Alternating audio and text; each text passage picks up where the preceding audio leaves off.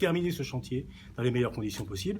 Le terminer également dans le cadre d'un juste prix. Il y a donc une considération qui peut être posée par rapport à un approvisionnement en matériaux locaux. Moi, je fais partie de ceux qui considèrent aujourd'hui, comme d'autres, qu'il y a des matériaux qui pourraient éventuellement être utilisés, mais c'est de la responsabilité du groupement. C'est le groupement qui doit assumer donc l'approvisionnement en matériaux.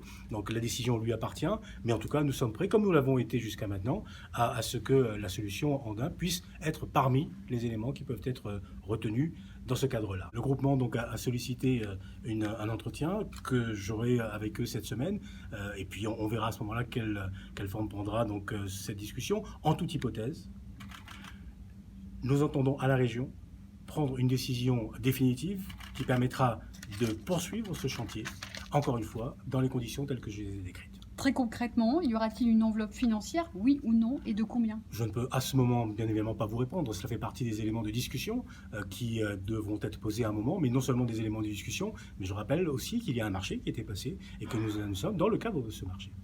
Donc ça veut dire que vous renvoyez la balle au groupement? Je ne renvoie la balle à personne, je renvoie chacun à ses responsabilités.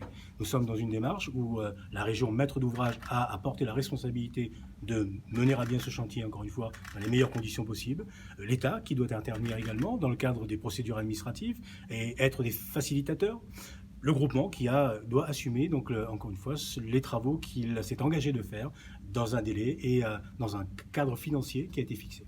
Sur la question de l'approvisionnement en roche massive, à ce moment-là, si surcoût il y a, qui va payer? Le groupement ou vous? Je renvoie simplement à une décision que nous avons été amenés à prendre en 2015. Lorsque la question s'est posée en 2015 d'un approvisionnement, donc à partir d'Andin, puisque les carrières n'étaient pas ouvertes à ce moment-là.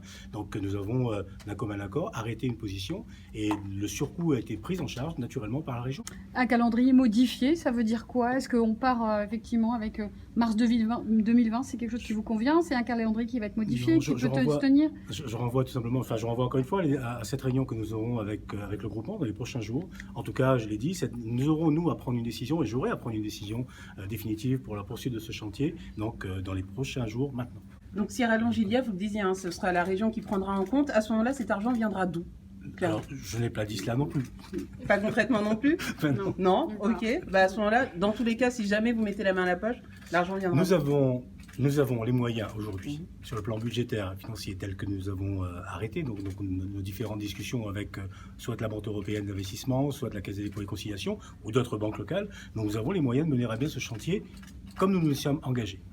Je parle d'un juste prix aujourd'hui, parce qu'il est évident qu'il y a des éléments qui ont varié entre la situation 2010-2012 comparativement à aujourd'hui, et donc nous devons tenir compte d'un environnement qui a évolué entre les deux temps. Donc il est normal à ce moment-là qu'il puisse y avoir des ajustements, mais encore une fois, dans un cadre normal, dans un cadre normé, dans un cadre qui reste évidemment régulier, et pour lequel il ne peut souffrir à aucun moment d'exception sur le plan juridique. L'ordre de service a été donné aux entreprises, au groupement, depuis mars 2018, sur la réalisation de la digue entre la Possession et la Grande Chaloupe.